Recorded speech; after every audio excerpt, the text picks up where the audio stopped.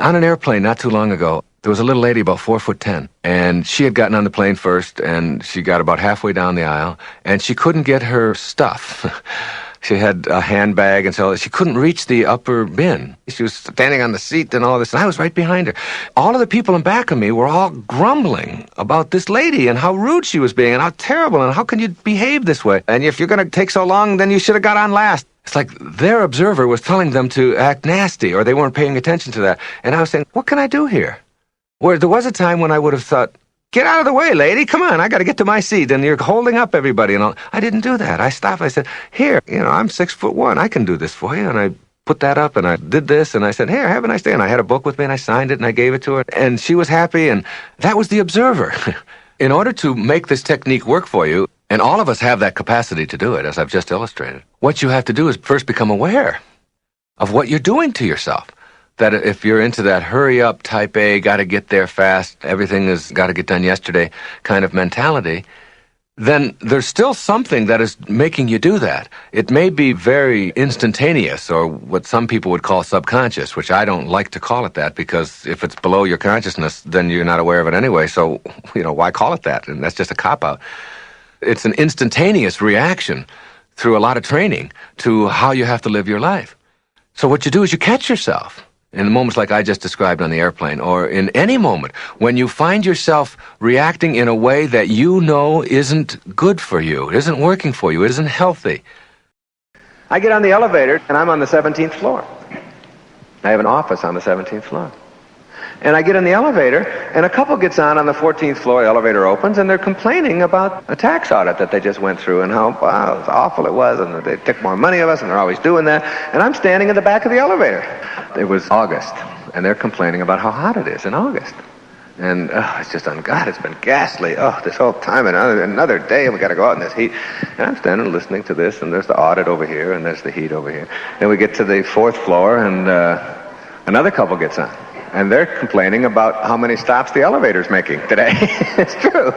So they're like, oh, damn elevator, it's always stopping, and it's like... So I'm standing in the back watching this whole scene playing out in front of me, thinking to myself, I never do this. I used to do this, but I never do this anymore. And you may say, well, what is it that you don't do? What I don't do is ever find it possible for myself to think about things that I don't like, or that are missing, or that are miserable, or that I find distasteful, because I somehow have got in my consciousness an understanding that when you do that, that's what expands in your life. And that really successful people only see things working out. And they understand that, they get that, they hold on to that, and they get that picture of it. Like, I can't get a picture before going out to speak of an audience who's not going to like me. Because I know that's going to expand. I know that it's going to be great, and it's going to be terrific, and it's going to be fun. If I keep that consciousness inside of me, that I'll expand that into action. So now you have to do is look at all of the stuff that's going on in your life. And how much of it is a result of, you'll see it when you believe it, of seeing what you're thinking about. Now, when my kids go to sleep at night, I never tell them if they got a little sniffle, this is going to be worse tomorrow, you're going to have to take off school. I wouldn't want to program them with anything like that. I always tell them how strong they are, how terrific they are. This thing's going to be gone in the morning, and you'll be off to school, and it's going to be great. I want them to be able to expand into form thought that they want, rather than the other way around.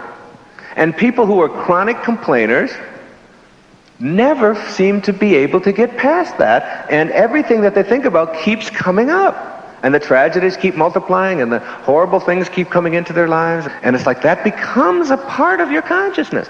In an energy system where thought is the energy or the current, what you think about expands into action. It's like getting old. It's like I tell people, don't let an old person move into your form. Don't let an old person in. Don't let an old person move in.